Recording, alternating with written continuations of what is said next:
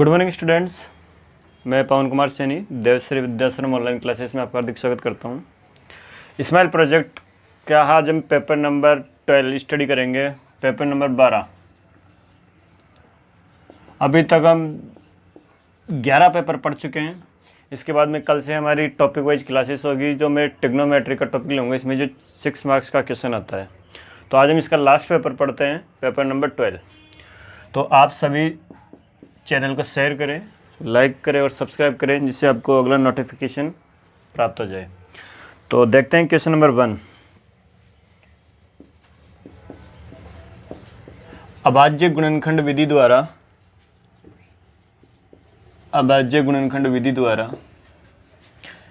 375 व 675 का HCF ज्ञात करो। देखो, इस टॉपिक का हर पेपर में क्वेश्चन आ रहा है, हर पेपर में HCF LCM का क्वेश्चन आ रहा है। कभी अभाज्य गुणनखंड से बोलता है तो कभी यूक्लिड से बोलता है। तो इसमें अभाज्य गुणनखंड विधि से बोला है 375 और 675 का HCF फाइंड करना है हमें। तो इसके अभाज्य गुणनखंड कर लेते हैं। रफ कॉपी में देखना, इधर 5 का डिवाइड किया, 5 7 35, फिर 2 5 25, 5 से 5 एकम 5, 5 3 1। तो ये हो गया 125 को अगर अपन 3 से गुणा करते हैं तो हमारे पास में आ जाता है 5 × 5 × 5 × 3। इसी प्रकार 675 के टुकड़े करते हैं। 5 का 5 एकम 5, 1 बचा, 5 3 15, 2 5 25, फिर 5 5 दूनी 10, 5 7 35, 3 3 नाम 27, 3 3 1। तो इसके टुकड़े है हमारे पास में 5 × 5 × 3 × 3 × 3। तो मैंने HCF के लिए आपको पहले बता रखा है कि जो दोनों में कॉमन होता है वो HCF होता है। तो 5 × 5 यहाँ पर भी है और 5 × 5 यहाँ पर भी है, तो कॉमन है ये। और 1 3 इसमें भी है और 1 3 इसमें भी है, तो ये भी ले लिया। तो HCF होता है, जो कॉमन होता है वो HCF होता है, हाईएस्ट कॉमन फैक्टर। तो हो गया 25 से 75। अतः 375 और 675 का HCF 75 है। तो देखो, इस टॉपिक में से हर पेपर में क्वेश्चन आया है, इंपॉर्टेंट है। तो इसका अभाज्य गुणनखंड बोलेंगे, ये काम आप रफ कॉपी में कर सकते हो, और अब मैन में दिखाना चाहते हो तो वहाँ भी दिखा सकते हो। इसमें से अपने को क्या करना है, जो गुणनखंड करने के बाद में अभाज्य गुणनखंड, अभाज्य वे संख्याएं जो स्वयं से विभाजित होती है उन्हें अभाज्य संख्या बोलते हैं। अभाज्य गुणनखंड के बाद में जो कॉमन आ रहा है दोनों में, 2 नंबर है तो 2 के लिए, 3 आ रहा है तो 3 के लिए, जो कॉमन होता है वो क्या होता है, इसका HCF। ये 1 नंबर का क्वेश्चन था। नेक्स्ट देखते हैं क्वेश्चन नंबर 2।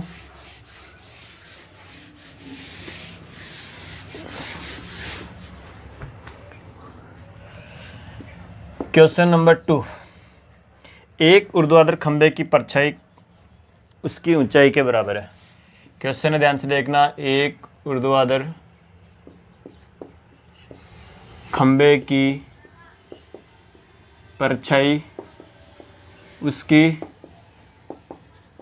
ऊंचाई के बराबर है। ध्यान से देखना, मैं जो बोलता हूँ उसको भी सुना करो, कहीं किसी को देखने में प्रॉब्लम आए तो। ऊंचाई के बराबर है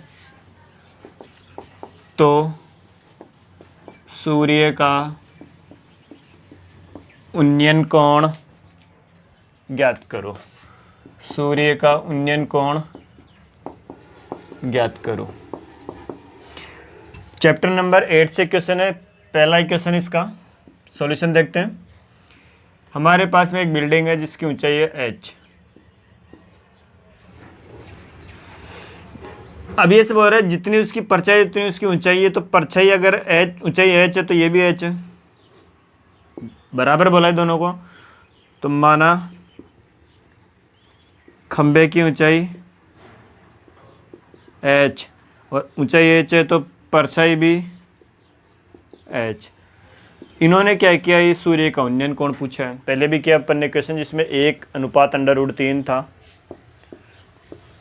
ABC त्रिभुज ABC में ये थीटा के सामने लंब बटा आधार, ये इससे कोई मतलब नहीं है, तो लंब बटा आधार होता है tan थीटा, तो tan थीटा बराबर लंब का मान h और आधार भी h, दोनों कैंसिल 1। अब आप जब अपन चैप्टर नंबर 6 में टेबल पढ़ते हैं तो tan में 1 किसकी वैल्यू होती है, 45 की। tan 45 का मान क्या होता है 1, तो मैं इस 1 की जगह क्या पुट करूँगा tan 45, और tan से tan कैंसिल, तो थीटा कितना आ गया 45 डिग्री। तो सूर्य का उन्नयन कोण कितना आया 45 डिग्री।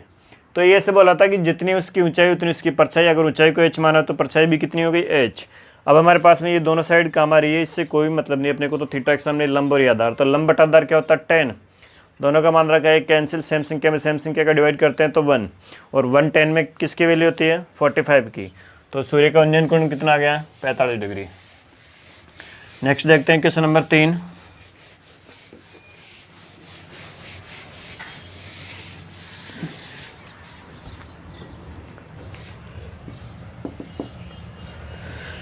एक वर्त की त्रिज्या 3.5 सेंटीमीटर है। एक वर्त की त्रिज्या 3.5 सेंटीमीटर है। तो वर्त की परिधि व क्षेत्रफल ज्ञात करो।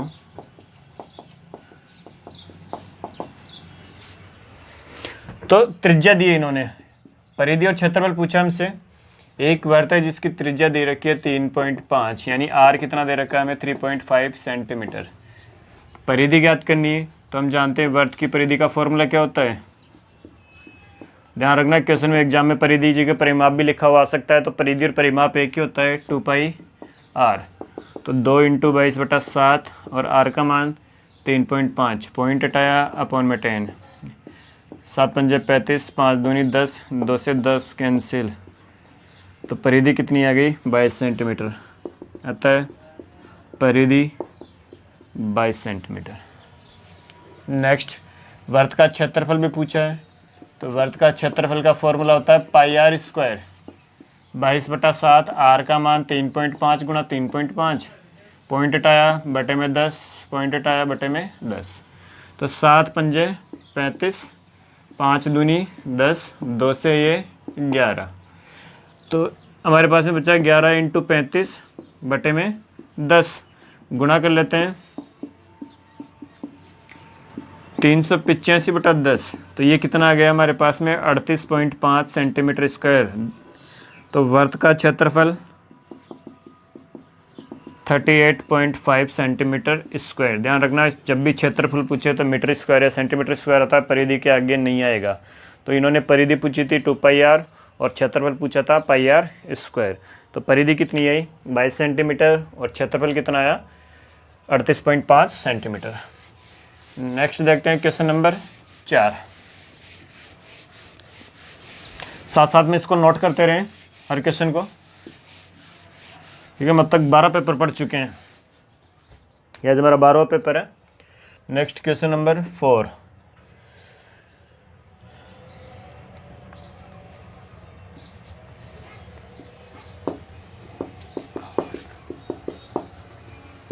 सेवन 225 का वर्ग वैदिक विधि से हल ज्ञात करो। पहले भी आया हुआ क्वेश्चन है, देखना इधर। क्वेश्चन है 7225, जोड़े बनाने पीछे से जोड़े बनाने दो दो के। ध्यान से देखना, ऐसे दो सेम नंबर बताओ जिनको मल्टीपल करे तो या तो 72 है, इससे कम आई ज़्यादा नहीं आना चाहिए। तो मैं 2 सेम नंबर लेता हूँ, 9 और 9 81 ज़्यादा हो जाते हैं, कम करो 8 और 8 64, कितना 8, तो यहाँ पे भी 8, 88 जो 64, ये कितना हो गया 64। इन दोनों को जोड़ना है, इसको माइनस करना है, तो 12 से 4 गया 8, पूरा जोड़ा उतरता है। ध्यान रखना 825, एक नंबर यहाँ लेंगे, वही नंबर यहाँ लेंगे और वही नंबर यहाँ लेंगे, तो उसको इससे गुणा करें कि हमारे पास में 825 या इससे कम आए, ज़्यादा नहीं आना चाहिए। तो मैंने लिया यहाँ 5, यहाँ भी 5, गुणा किया 50 25, 5 6 30 और 2 32, 5 कम 5 और 3 8, तो कितना आया 825। तो यहाँ पे भी कितना लिखेंगे 85। अतः 7225 का वर्ग मूल 85 है। तो ये क्वेश्चन था। तो हमने क्या करना है, इसको दो दो के जोड़े बनाने हैं पीछे से, और ऐसे सेम नंबर लेने हैं जिनको मल्टीपल करें तो उससे कमाई ज़्यादा नहीं आना चाहिए। तो हमने लिया 8 8 64, फिर इसमें से इसको माइनस करेंगे, इधर करेंगे प्लस, फिर पूरा जोड़ा उतारना है, फिर ऐसे नंबर से गुणा करना है कि या तो ये आ जाए, इससे कमाई ज़्यादा नहीं आना चाहिए। तो 5 से गुणा किया तो ये 85, तो इसका वर्गमूल क्या हो गया 85। नेक्स्ट देखते हैं क्वेश्चन नंबर 5। क्वेश्चन नंबर 5, एक ठोस अर्धगोले का संपूर्ण पृष्ठीय क्षेत्रफल, एक ठोस अर्धगोले का, एक ठोस अर्धगोले का संपूर्ण पृष्ठीय क्षेत्रफल 462 सेंटीमीटर स्क्वायर है। इसकी त्रिज्या ज्ञात करो, इसकी त्रिज्या ज्ञात करो। तो जो दे रखा है वो इसी का फॉर्मूला अप्लाई कर ले। तो अर्धगोला है, तो अर्धगोले का संपूर्ण पृष्ठीय क्षेत्रफल, फॉर्मूला होता है 3 pi r square. 3 pi r square अर्धगोले का संपूर्ण पृष्ठीय क्षेत्रफल होता है, जो में कितना दे रखा है 462। 3 पाई का मान 22/7, और ये क्या करना है हमें ज्ञात करना है। तो क्रॉस मल्टीपल, इसको वज्र गुणा, तो ये हो गया 3 × 22 × आर स्क्वायर बराबर 462 × 7। तो आर स्क्वायर बराबर कितना हो गया 462 × 7/3 × 22। तो कैलकुलेशन कर लेते हैं। 3 में इसको पहले डिवाइड कर लो, 3 एकम 3, 3 पंजे 15, 3 चौक 12, इससे इसको डिवाइड किया तो कितना आया 154। ये आ गया हमारे पास में 154 × 7/22। तो आर स्क्वायर ये से कट गया 7 बार 49, तो आर बराबर √49, तो आर कितना आ गया 7 सेंटीमीटर। अतः त्रिज्या 7 सेंटीमीटर। तो हमें क्वेश्चन में दे रखा था अर्धगोले का संपूर्ण पृष्ठीय क्षेत्रफल, तो हमने अर्धगोले का संपूर्ण पृष्ठीय क्षेत्रफल लगाया, कितना होता है 3 पाई आर स्क्वायर, 3 पाई का मान रख दिया 22/7, और त्रिज्या क्या करनी थी ज्ञात करनी थी, इसके बराबर में 462 रख दिया, इसको क्रॉस गुणा किया और यहाँ से क्या निकाल लिया आर, जो कितनी आई है 7 centimetre. Next question number 6।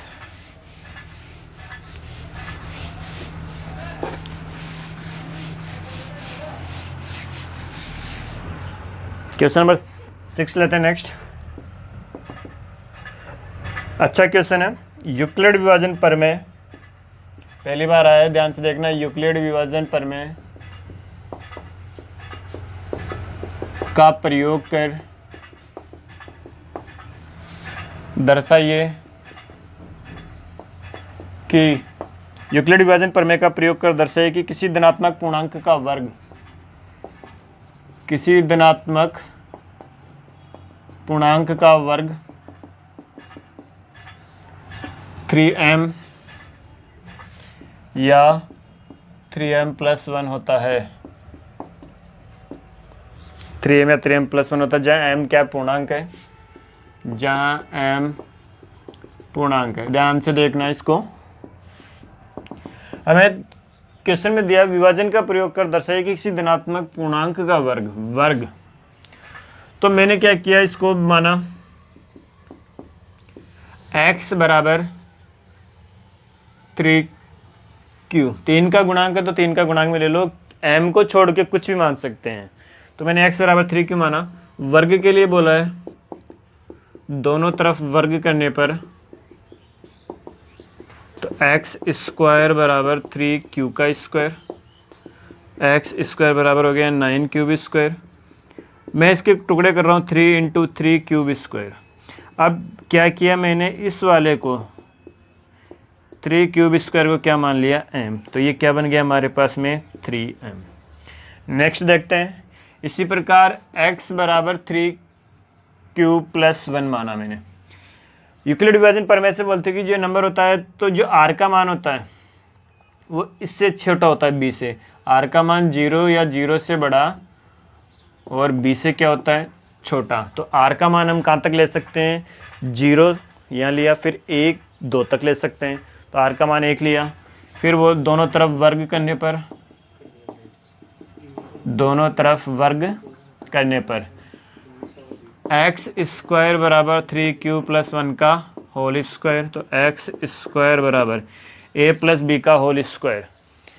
Formula होता है a² + 2ab + b²। तो हो गया 9³ + 6³ + 1। मैं इन दोनों में से 3 कॉमन ले रहा हूँ, तो मैंने कॉमन लिया 3, तो ये बन गया 3³ ² + 2³ + 1। अब जो 3³ ² + 2³ है इसको मैंने क्या मान लिया, m। तो ये बन गया हमारे पास में x² बराबर 3, इस पूरे की जगह क्या लिख दिया, m + 1। तो इसने क्वेश्चन में बोला था अतः धनात्मक पूर्णांक का वर्ग 3m या 3m + 1 है। अगर एक क्वेश्चन में हमें एक और स्टेप देता तो अपने यहाँ पर x बराबर 3q + 2 और ले लेते हैं। तो इसमें सबसे पहले हमने माना 3q, दोनों तरफ वर्ग किया, 9³ 9 के टुकड़े के 3 के गुणनखंड में लेके आना है। तो 3 इसको क्या मान लिया, m, क्योंकि हमें m के फॉर्म में लेके आना है।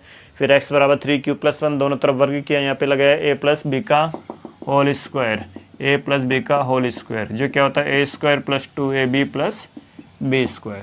फिर इन दोनों में से क्या कॉमन ले लिया, 3, और जो बचा उसको क्या मान लिया हमने, m। तो ये 3m और 3m + 1 का रूप है। नेक्स्ट देखते हैं क्वेश्चन नंबर 7।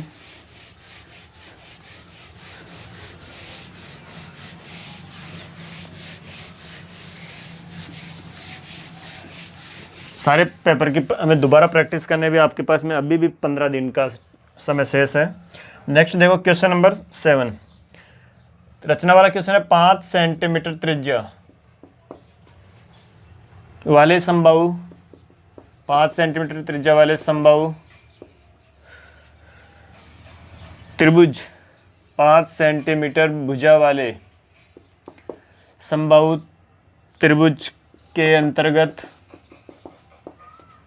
वर्त की रचना करो। अंतर्गत वर्त की रचना करो। 5 सेंटीमीटर भुजा वाले समबाहु त्रिभुज के अंतर्गत वर्त की रचना करो। तो 5 सेंटीमीटर का एक समबाहु त्रिभुज बनाना तो हम क्या करेंगे, पहले आधार ले लेंगे ए बी 5 सेंटीमीटर। 5 सेंटीमीटर का चाप, ये रेखाखंड खींचा, ए के ऊपर 5 सेंटीमीटर पर के इधर काटा, फिर इधर काटा, ये जहाँ कटा हुआ नाम दिया सी। ये भी 5, ये भी 5। क्यों? क्योंकि प्रत्येक भुजा बराबर होती है समबाहु त्रिभुज की। अब हमें इसके अंतर्गत वर्त की रचना करनी है।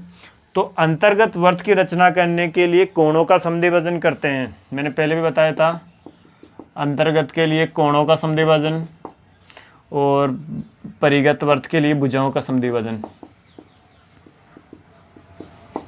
तो अंतर्गत के लिए भी 2 कोणों का समद्विभाजन कर लो। तो समद्विभाजन की प्रोसेस देखना, यहाँ प्रकार को रखेंगे, पेंसिल को यहाँ रख के एक चाप यूँ काटेंगे, हिलाना नहीं है, फिर यहाँ से यूँ काटना है और एक बार यहाँ से यूँ काटना है और इसको यूँ मिलाना। सेम प्रोसेस इस वाले पे करेंगे, यहाँ प्रकार रखेंगे, यहाँ पेंसिल, एक बार यहाँ से इधर और इससे यूँ, फिर इसको यूँ काटेंगे। जहाँ दोनों रेखाएं एक दूसरे को काटते हैं इसको नाम देंगे ओ। ओ के ऊपर प्रकार रखेंगे, किसी भी एक रेखा पर पेंसिल रख के यहाँ प्रकार रख के एक वर्त की रचना करेंगे। तो इस प्रकार जो वर्त प्राप्त होता है वो कौन सा वर्त होता है, अंतर्गत वर्त। रचना के पदों में जो हमने किया वो लिखना है। सर्वप्रथम 5 सेंटीमीटर भुजा वाले समबाहु त्रिभुज की रचना की। सेकंड पार्ट, कोण ए का समद्विभाजन किया, कोण ए का समद्विभाजन किया। थर्ड पार्ट, इसी प्रकार कोण बी का समद्विभाजन किया। इसी प्रकार कोण बी का समद्विभाजन किया। ध्यान से देखना मैं क्या बोल रहा हूँ। वो सबसे पहले समबाहु त्रिभुज की रचना की, स्केल की सहायता से उसके बाद में कोण ए और बी का समद्विभाजन किया। जहाँ समद्विभाजन रेखाएं एक दूसरे को काटती है, उससे बिंदु ओ अंकित किया। ओ को केंद्र मानकर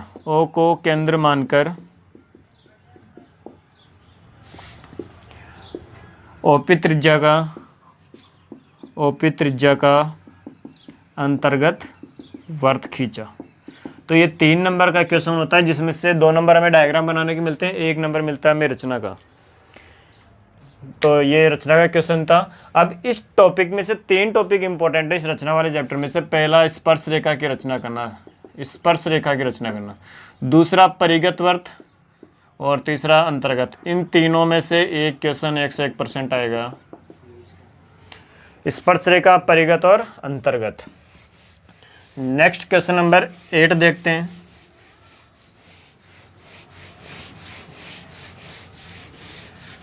कल से टॉपिक वाइज क्लास लेंगे, हम ट्रिग्नोमेट्री पढ़ेंगे, 6 मार्क्स की। तो आप सभी को शेयर करके बताएं कि कल ट्रिग्नोमेट्री की क्लास होगी। नेक्स्ट देखते हैं क्वेश्चन नंबर 8। एक गोले का व्यास 0.7 मीटर है। एक गोले का व्यास 0.7 मीटर है। एक पानी की टंकी से 3000 गोले पूर्ण रूप से भरकर बाहर निकाला जाता है।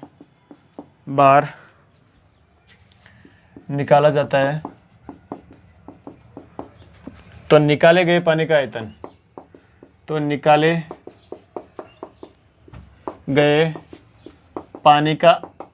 ज्ञात करो। देखते हैं। एक गोला दे रखा है जिसका व्यास दे रखा है इन्होंने 0.7 मीटर। गोले का व्यास 0.7 मीटर, त्रिज्या हो जाएगी 0.7/2। 3000 गोले पूर्ण रूप से भरकर बाहर निकाले जाते हैं। तो हम पहले एक गोले का आयतन निकालेंगे। गोले का आयतन फॉर्मूला होता है 4/3 पाई r क्यूब। गोले का आयतन 4/3, पाई का मान 22/7, त्रिज्या दे रखी है हमें 0.7। तो ये हो गया 0.7/2, 0.7/2, 0.7/2। पॉइंट उठाया यहाँ से। ये इसको जितनी सिंपल कैलकुलेशन उससे कर लो, इसके बाद में नहीं काटना इन्हें। तो हमारे पास में ये आया 4/3 22 into 1/20 into 7/20 into 7/20 centimetre cube. ये एक गोले का आयतन था। हमें ऐसे कितने गोले निकालने हैं? 3000 गोले। तो 3000 गोले का आयतन, इसको गुणा कर दो 3000 से। तो 3000 गुणा 4/3 इंटू 22 इंटू 1/20 इंटू 7/20 इंटू 7/20। 1 2 3 0, इन तीनों जीरो से कैंसिल, ये 3 इससे कैंसिल। ध्यान से देखना, हमारे पास में जो बच रहा है वो मैं लिख रहा हूँ। 4 बचा मेरे पास में, 22 बचा, और ऊपर बच रहा है 7 इंटू 7। नीचे हमारे पास में बच रहा है 2 इंटू 2 इंटू 2, 2 इंटू 2 इंटू 2। तो ये 4 इससे कैंसिल और ये 11 बार, तो 11 इंटू 49। तो इसको इससे गुणा कर लेते हैं। तो ये आ गया हमारे पास में 539 मीटर क्यूब। अतः 3000 गोले से निकाले पानी का आयतन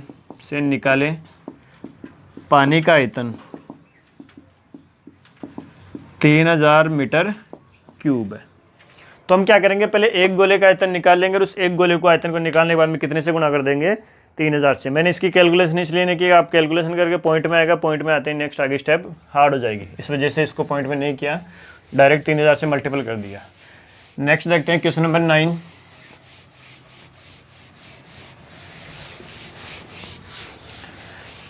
अच्छा क्वेश्चन था ये। Question number 9 trigonometry, important topic है, सबसे best topic. First part sine की पावर 4 थीटा माइनस कॉस की power 4 theta upon sine square theta minus cos square theta बराबर 1 सिद्ध करना है, पहला पार्ट। और सेकंड पार्ट देखिए इसी का, sec theta plus tan theta multiple 1 minus sine theta बराबर लेके आना है कॉस थीटा। सबसे अच्छा टॉपिक। देखो इधर पहले फर्स्ट पार्ट करते हैं, इसकी लेफ्ट हैंड साइड ली हमने, साइन की पावर 4 थीटा माइनस कॉस की power 4 theta upon sine square theta minus cos square theta. मैंने ऊपर वाले के गुणनखंड किए तो इसको लिख दिया मैंने sine square theta minus cos square theta का स्क्वायर। नीचे एज इट इज रखना है sine square theta minus cos square theta. A square minus B square की आइडेंटिटी लगाई हमने, ए माइनस बी और ए प्लस बी।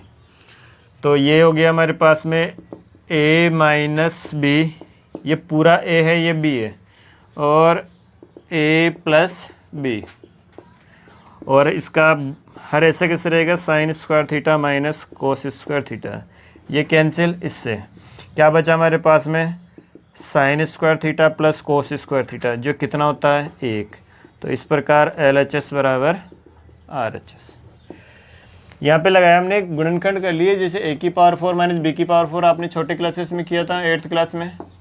इसको लिख दिया हमने a square minus B square, और ये हो गया a square plus b square. यही मैंने यहाँ किया, ये इससे कैंसिल हो गया। ये sine square theta plus cos square theta कितना होता है 1। सेकेंड पार्ट देखते हैं,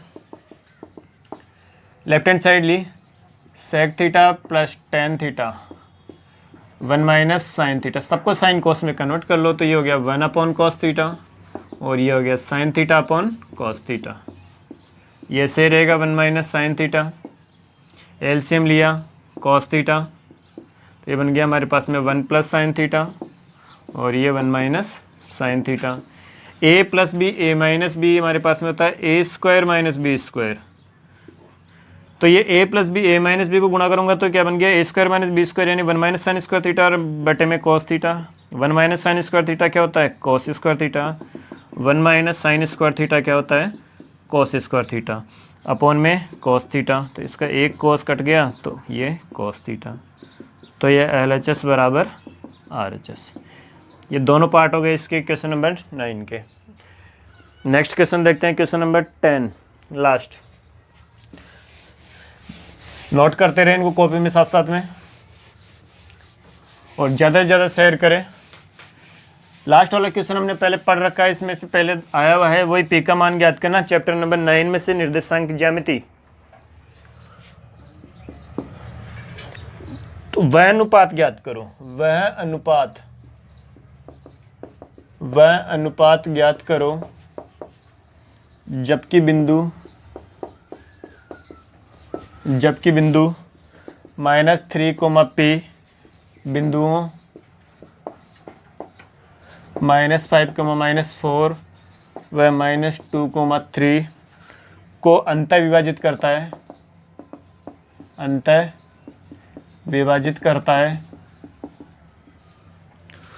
P का मान भी ज्ञात करो, जब तक नहीं बोले अंतः विभाजन लगाना है, बोल दिया इसने, इसलिए ऑलरेडी अंतः विभाजन ही लगेगा। तो देखो इधर वह अनुपात ज्ञात करो जो बिंदु -3, P बिंदु -5, -4 बिंदु -2, 3 को किस अनुपात में विभाजित कर दिया। तो मैंने मान लिया कि किस अनुपात में विभाजित करता है K अनुपात 1 में। तो माना K अनुपात 1 में विभाजित करता है। अब हमारे पास में वैल्यू किसकी दे रखी है, x की दे रखी है, तो मैं x का ही फॉर्मूला लगाऊंगा, क्योंकि एक साथ दो अननोन वैल्यू ज्ञात नहीं कर सकते। तो m1 प्लस m2, तो x कितना है यहाँ पे -K3, m1 कितना है K, x2 कितना है -2, m1 x1 -K5 upon m1 plus m2। तो -3 -2K -K5 upon K plus 1 cross multiple -3K -3 बराबर -2K -5, K एक तरफ, ये इधर आया प्लस का, -5, 3 उधर गया प्लस का, माइनस का k बराबर माइनस का 2, तो k का मान कितना आ गया 2। अतः वह अनुपात 2:1। अब इसने हमसे p का मान भी पूछा और p कौन सी पोजीशन पर है, y की पोजीशन पे, तो y वाला फॉर्मूला लगा दो, m1y2 plus m2y1 upon m1 plus m2।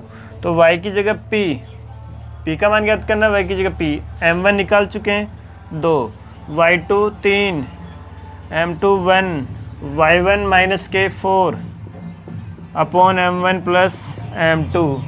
तो p बराबर हो गया 3 दूनी 6 माइनस के 4/3, तो p का मान आ गया 2/3। तो ये हमारा आज का लास्ट क्वेश्चन था, p का मान पूछा इन्होंने। तो आप सभी पेपर को अच्छे से सेव करें, कॉपी में नोट करते रहें, और उम्मीद है कि आज की क्लास आपको पसंद आई होगी। तो चैनल को शेयर करें, सब्सक्राइब करें और लाइक करें। आगे की क्लास हमारी होगी ट्रिग्नोमेट्री की क्लास। धन्यवाद।